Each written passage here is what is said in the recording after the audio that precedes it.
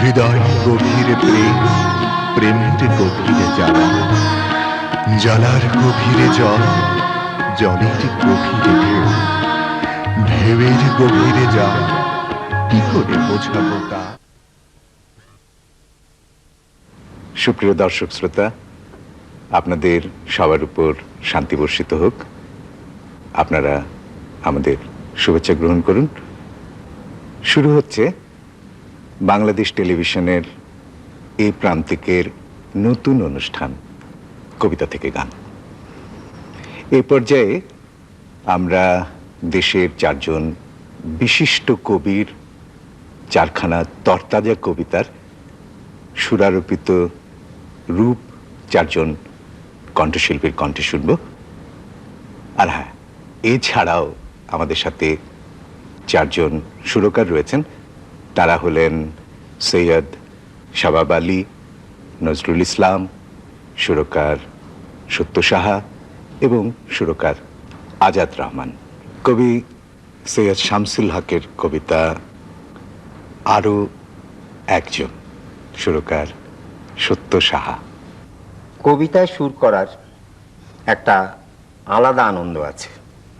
গানে তো হর হামেশা সুর আমরা করেই থাকি, তবে কবিতায় সুর করার একটা আলাদা বৈচিত্র্য আছে, একটা আনন্দ আলাদা আছে। আর সে কবিতা যদি সৈয়দ শামসুল হকের লেখা হয় তাহলে তো কথাই নেই। কারণ সৈয়দ শামসুল হক উনি সেই কবি যার লেখা প্রথম গান আমি সুর করেছিলাম। সুতরাং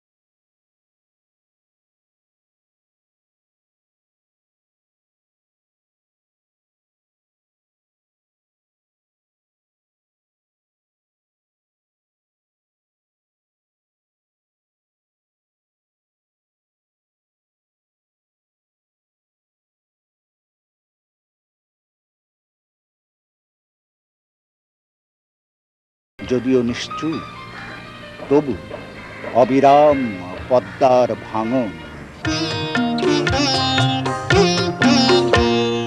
যেখানেই যাও তুমি, যেখানেই যাও সঙ্গে যায় আরো একজন। যেখানেই যাও তুমি, যেখানেই যাও সঙ্গে যায় আরো একজন। যদিও দূরে তবু তার দূরত্ব ভীষণ। যদিও দূরে তবু তার দূরত্ব ভীষণ।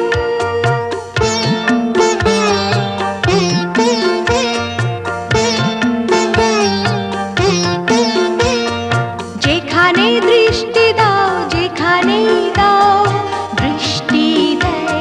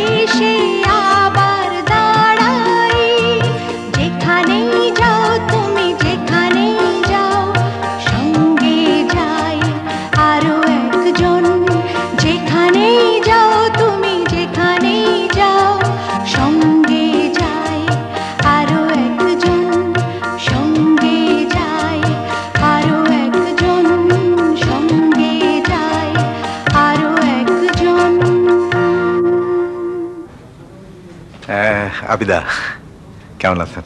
এই তো কবিতার নাম ছিল আরো একজন। আরো একজন। কেমন লাগলো? ভালো তো অবশ্যই লাগলো, কারণ যেহেতু কবিতার গান আমাদের গাওয়ার খুব একটা সুযোগ হয় না। আমরা যে সমস্ত গান এখন, যে সমস্ত কবিতা ছাড়া গান হয়েছে, কথা সেগুলোর কথা অসম্ভব ডাইরেক্ট কথা হয়ে গেছে কবিতার মধ্যে। যে গীতি কবিতাগুলো, তাই তো? সাধারণত পোয়েটিক গীতি একটা কবিতাগুলোই ব্যাপার, শুট করা হয় হ্যাঁ। এবং আপনারা গান। সেজন্যই মানে বলছি যে কবিতার গান গাওয়াটা একটা অত্যন্ত রোমান্টিক ব্যাপার। ভালো লেগেছে। ভালো লেগেছে। সুরকার নজরুল ইসলাম, সুর করেছেন আসাদ চৌধুরীর কবিতা সত্য ফেরারি। আমি সুর করেছি সত্য ফেরারি, কবি আসাদ চৌধুরীর। কবি সত্য অনুসন্ধানে যত ছোটাছুটি করেছেন, আমি শুট করতে এত ছোটাছুটি করতে পারিনি। এটি আমার অযোগ্যতা থাকলো। আমার মনে হয় গানটি তবু আপনাদের ভালো লাগবে। কোথায় পালালো সত্য? দুধের বোতলে ভাতের হাঁড়িতে নেই তো। রেস্টুরেন্টে, হোটেলে, সেলুনে, গ্রন্থাগারের গভীর গন্ধে, টেলিভিশনে বা সিনেমা বেতারে, নৌকার খোলে সাপের ঝাঁপিতে নেই তো। গুড়ের কলসি, বিষের কৌটো, চিনির বয়াম, বাজারের ব্যাগ, সিগারেট কেস, পানির ডিব্বা, জর্দার শিশি, চিত্রিত সরা, নকশি পাতিল, চৌকির তলা, সবই খুঁজলাম, খুঁজে দেখলাম নেই তো। সাংবাদিকের কাঠের ডেস্কে, কাগজে কেতাবে, পুঁথিতে কলমে, ইঞ্জেকশনে দাঁতের মলমে, ভ্যানিটি ব্যাগ বা পকেটে, আঁচলে, ড্রয়ারে, ব্যাংকে, আয়রন সেপে সত্য নামক মহান বস্তু নেই তো। এবার কিন্তু ভিন্ন রূপ, কবিতাখানা গান হচ্ছে, তাই তো? জি। কেমন লাগছে? গান আমি সুরটা শুনিনি এখনো শোনা না, নিশ্চয়ই ভালো লাগবে। আমার ধারণা খুব ভালো লাগবে যে 69-এর পরে 70-এর দিকে লেখা। তখন দক্ষিণ বাংলায় ওই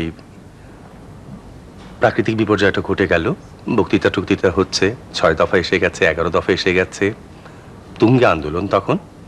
সেই সময় ওই সমস্ত কিছু মিলিয়ে আমি একটা হতাশায় ভুগছিলাম শেষের দিকে একেবারে। প্রচন্ড ওই যখন মানুষের লাশ গেল অথচ কিছু যাচ্ছে টাচ্ছে না, তখন আমার মনে হলো এই জীবন কয়দিনের, এরকম একটা হতাশা ছিল।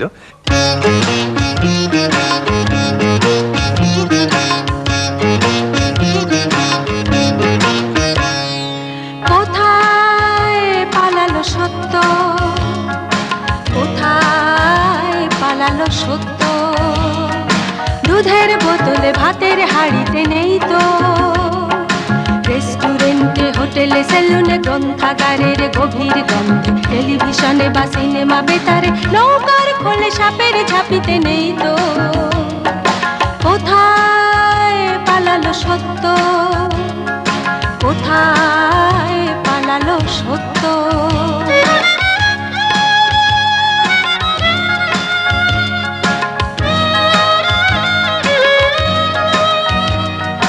গুড়ের কলসি, বিষের কৌটা, চিনির বয়াম, বাজারের ব্যাগ, সিগারেট কেস, পানের ডিব্বা, জর্দার শিশি, লক্ষ্মীর সারা, নকশি পাতিল, চৌকির তলা, সবই খুঁজলাম, খুঁজে দেখলাম নেই তো। কোথায় পালালো সত্য, কোথায় পালালো সত্য।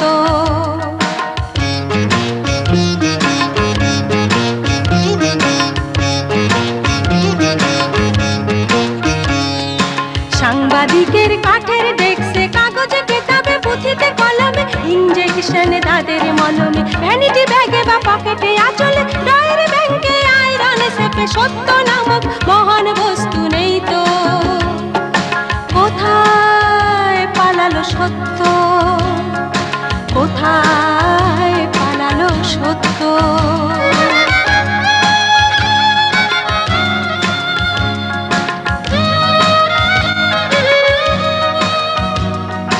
কবিতায় নেই, সঙ্গীতে নেই, রমণীর চারু ভঙ্গিতে নেই, পাগলের গাঢ় প্রলাপেও নেই, নাটকের কোনো সংলাপে নেই, শাসনেও নেই, ভাষণেও নেই, আধারেও নেই, আলোকেও নেই, রেখাতেও নেই, লেখাতেও নেই, উত্তরে নেই, প্রশ্নেও নেই, লেবাসেও নেই, সিলেবাসে নেই, পারমিটে নেই, বোনাসেও নেই, হতাশায় নেই, আশাতেও নেই, প্রেম প্রীতি ভালোবাসাতেও নেই, এমনকি কালো বাজারেও নেই। কোথায় গেলেন সত্য, কোথায় গেলেন সত্য।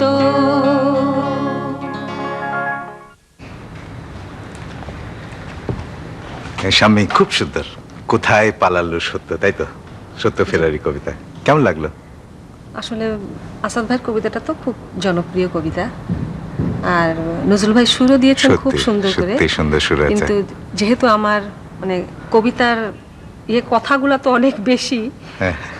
সুরের উপরে আমার দম নেওয়ার জন্য একটু কষ্ট হয়েছে আমার। গানটা জানি না আমি দর্শকদের না, কেমন ভালো লাগবে। বোঝা যায়নি তো, সুন্দর লেগেছে, সুন্দর হয়েছে। আজ আমাদের দুজনের দেখা হবে পুনরায়, এই শতকের রাঙা অস্তর আগে বহুদিন পর। তোমাকে দেখি না আমি কতকাল, 3টি বছর কেটে গেছে যোগাযোগহীন দুটি চোখের পাতায় তোমার সত্তার ছায়া নিয়ে দিন রাত্রি বিরানায়। আবার তোমার চোখে পড়বে আমার চোখ, ঝড় বইবে শিরায়, আর হবে ঘন ঘন স্পন্দিত অধর। রহমান ভাই, আজকের ব্যাপারটা কিন্তু ভিন্ন। ব্যাপারটা হচ্ছে যে আপনার এই কবিতাখানা কিন্তু সুরাশ্রয়ী করে গাওয়া হয়েছে, সুর দেওয়া হয়েছে, গাওয়াও হয়েছে, এবং আমি শুনেছি সুরকার রাজাত রহমান এটা সুর করেছেন, নিজে গেয়েছেন। এটা তো চতুর্দশপদী প্রেমের কবিতা। সত্যি বলছি যে চমৎকার সুর এবং ওনার গায়কিতে ফুটে উঠেছে কবিতাখানা। তা আজকে এই যে কবিতাখানা আপনি লিখেছিলেন এবং গান হিসেবে যে গীত হলো, কবিতা থেকে গান হলো, কিন্তু আপনার লেখার সময়কার কবিতা বিষয়ক যে অনুভূতি ছিল সেটা আমরা একটুখানি জানতে চাইব। কবিতাটি লেখার অনুভূতির কথা, কবিতাটি বেশ পুরনো। আমি লিখেছিলাম, আমি একটি মেয়েকে ভালোবাসতাম, সে বিদেশে চলে গিয়েছে। একবার সে এসেছিল, সে বছর 3 আগে তাকে দেখেছিলাম, মানে তখনকার বছর 3 আগে, আজকের বছর 3 আগের নয়, বেশ কয়েক বছর আগের কথা বলছি, অনেক বছর আগের কথা। তো আমার মনে তার সঙ্গে দেখা হবে এরকম একটা ইয়ে ছিল, কিন্তু দেখা হবে কার সঙ্গে দেখা হবে? যে মেয়েটাকে আমি ভালোবাসতাম তার সঙ্গে কি দেখা হবে, না অন্য একটি মেয়ের সঙ্গে দেখা হবে যে দেখতে হয়তো কিছুটা ওরকমই আছে, হয়তো আবার তার শারীরিক গঠন হয়তো পরিবর্তন হয়েছে, সময় মানুষকে পরিবর্তন করে দেয়, আমাকেও করেছে, তাকেও সে করে কিংবা করেনি, এবং তার মনেরও হয়তো পরিবর্তন হয়েছে, সে হয়তো এখন অন্য কাউকে ভালোবাসে। আমি তখনকার কথা বলছি, এখন বলতে কিন্তু আমি তখনকার কথা বলছি। সেই মেয়েটি কি আগের মতো রয়েছে, সে কি আমাকে ভালোবাসছে না তখন অন্য কাউকে ভালোবাসছে, এই সন্দেহ, এই সংশয় আমার মনে বেশ দেখা দিয়েছিল, সাপের ফনার মতোই ফোঁস করে উঠেছিল। সেই অনুভূতি নিয়েই আমি কবিতাটি লিখেছিলাম।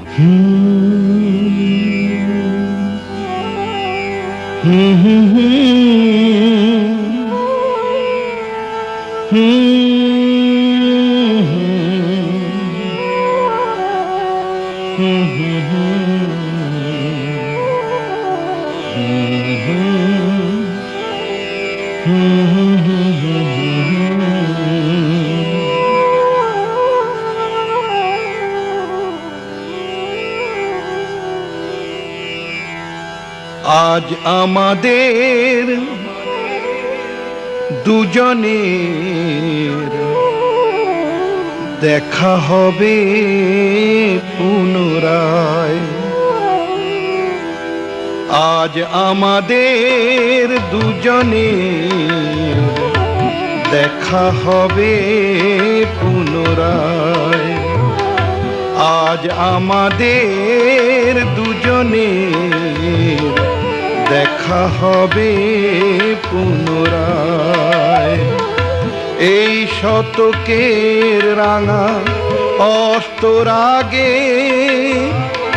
বহুদিন পর আজ আমাদের দুজনের দেখা হবে পুনরায়।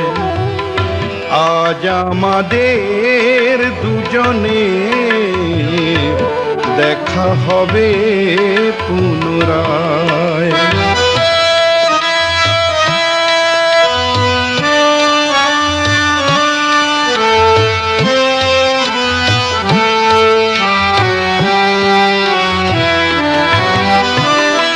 তোমাকে দেখি না আমি কতকাল, 3টি বছর কেটে গেছে, যোগাযোগহীন 2টি চোখের পাতা, তোমার সত্তার ছায়া নিয়ে দিন রাত্রি বিরানা। আজ আমাদের দুজনের দেখা হবে পুনরায়।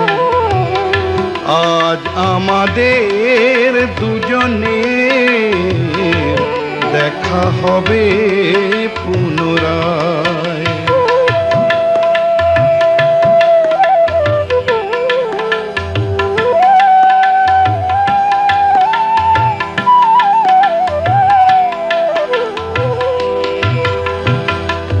আবার তোমার চোখে পড়বে আমার চোখ, ঝড় বইবে শিরায়, আর হবে ঘন ঘন স্পন্দিত অধর।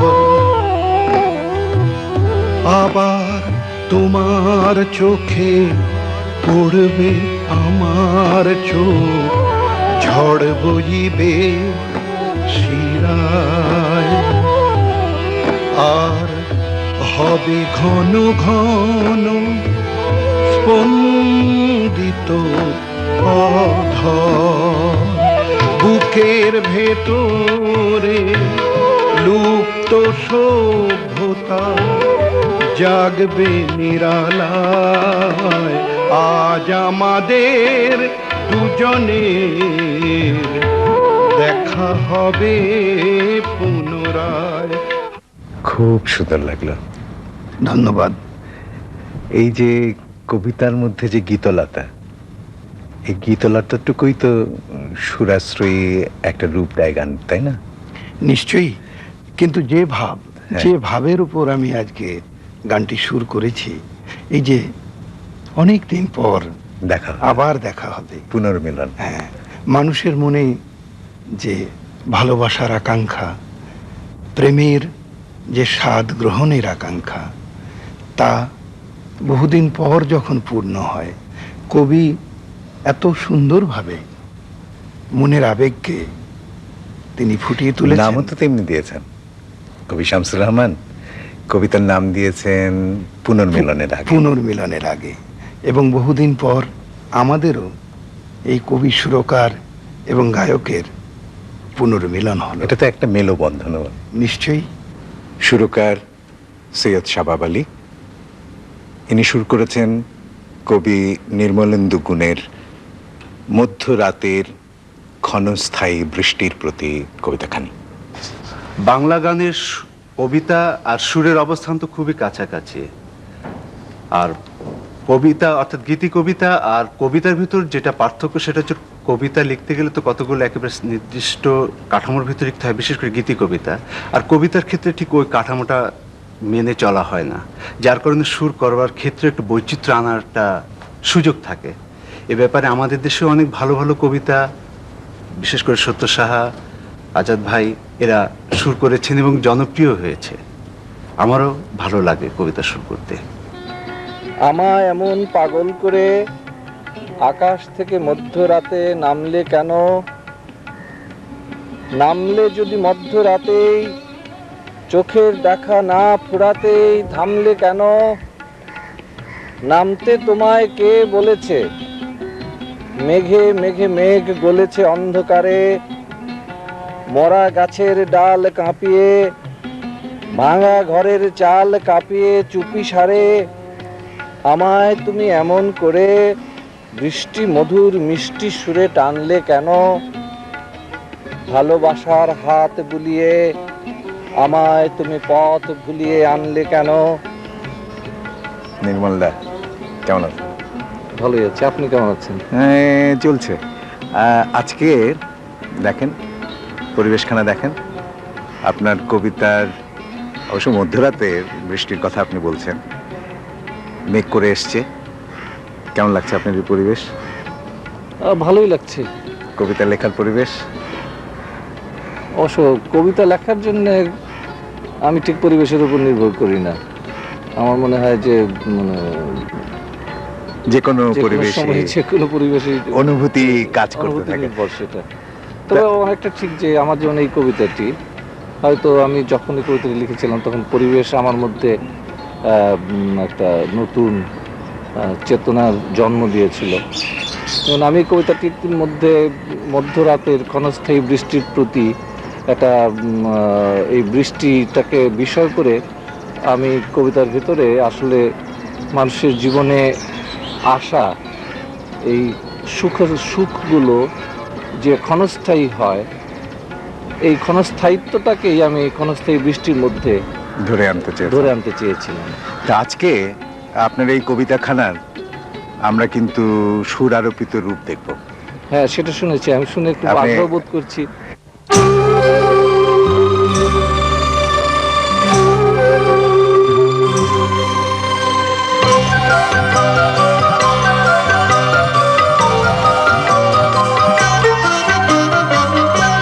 আমায় এমন পাগল করে আকাশ থেকে মধ্যরাতে নামলে কেন? নামলে যদি মধ্যরাতে চোখের দেখা না ফুরাতে, নামলে যদি মধ্যরাতে চোখের দেখা না ফুরাতে, থামলে কেন? নামলে কেন? আমায় এমন পাগল করে আকাশ থেকে মধ্যরাতে নামলে কেন? নামলে যদি মধ্যরাতে চোখের দেখা না ফুরাতে, থামলে কেন? নামলে কেন?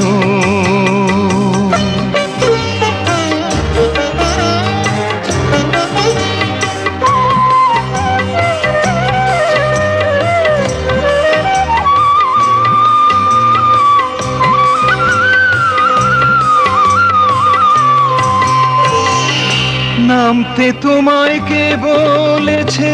মেঘে মেঘে মেঘ গলেছে অন্ধকারে।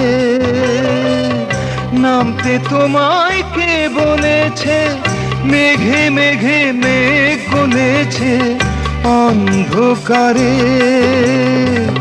মরা গাছের ডাল কাঁপিয়ে, ভাঙা ঘরের চাল কাঁপিয়ে, মরা গাছের ডাল কাঁপিয়ে, ভাঙা ঘরের চাল কাঁপিয়ে, চুপি সারে নামলে কেন?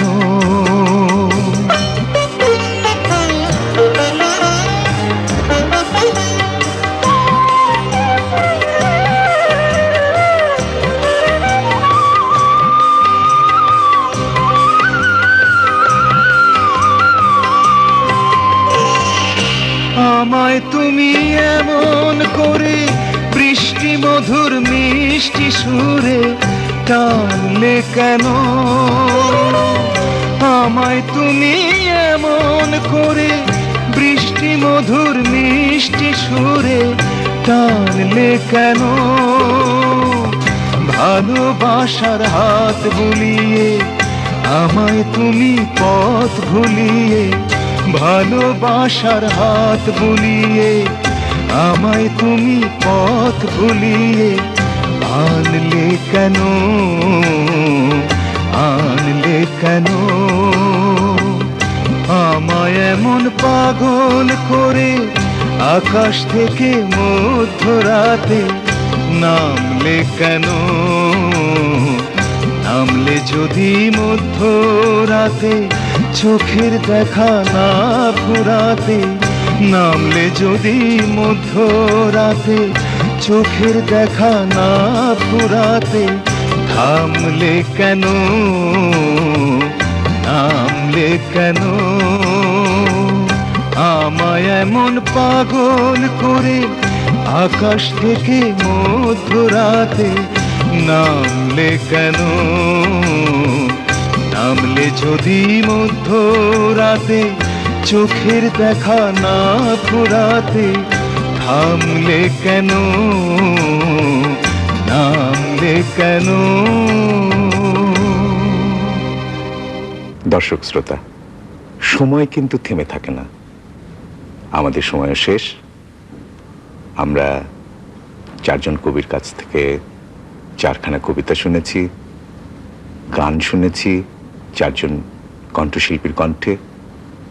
এই গানগুলো, এই কবিতাগুলো, কবিতা থেকে গানে যে রূপান্তরিত হয়েছে সেই সুরগুলো আপনাদের কেমন লাগলো আপনারা আমাদের লিখে জানাবেন, আমাদের কাছে চিঠি লিখে জানাবেন। আর চিঠি লেখার ঠিকানা হচ্ছে প্রযোজক কবিতা থেকে গান, কক্ষ নম্বর 3036, বাংলাদেশ টেলিভিশন, রামপুরা, ঢাকা। চলি তাহলে, শুভরাত্রি, খোদা হাফেজ।